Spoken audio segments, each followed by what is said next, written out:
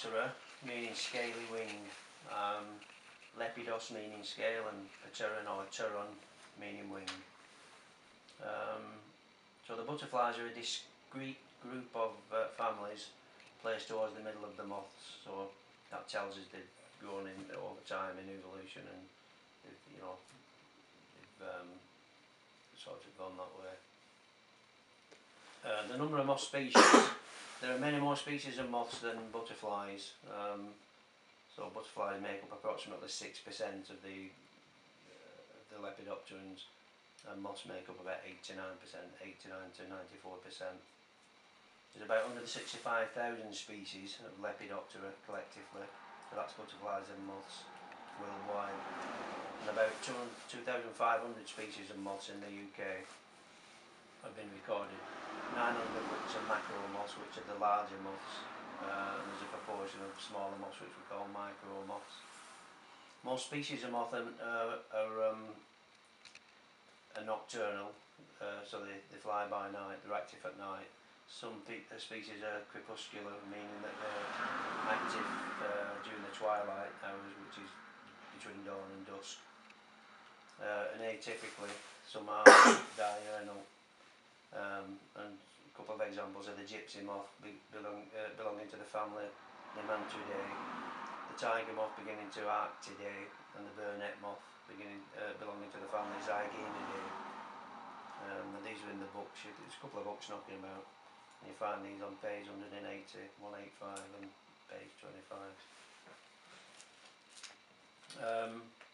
A good example, I mean, you always hear the term natural selection, so a good example of natural selection in action is industrial melanism, and this occurred with the peppered moth, which is Biston betularia, leading to the genetic darkening of the species in response to pollutants.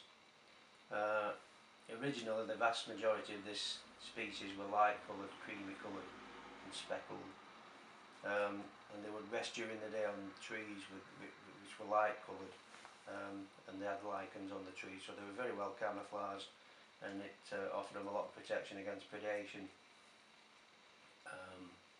So in the 18th and 19th centuries along came the Industrial Revolution, replacing manpower by machinery, and so burning coal was the primary source of energy, which produced heated water, which in turn produced steam, which in turn ran industrial machines, and in particular transport systems, especially the railways. So pollution caused the darkening of trees and killed off the lichens.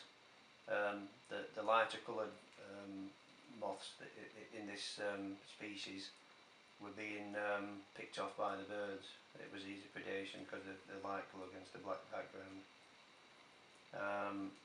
And so this gave rise to the adaptation of wing colouring with genetical variants called melanic forms or black forms. So it caused the darkening of the wings and the moth itself in response to all this pollution. So that was the genetical trait, you know, it was a switch from white to black. And they become much more abundant than the white coloured moths, which were called the typica form, typica.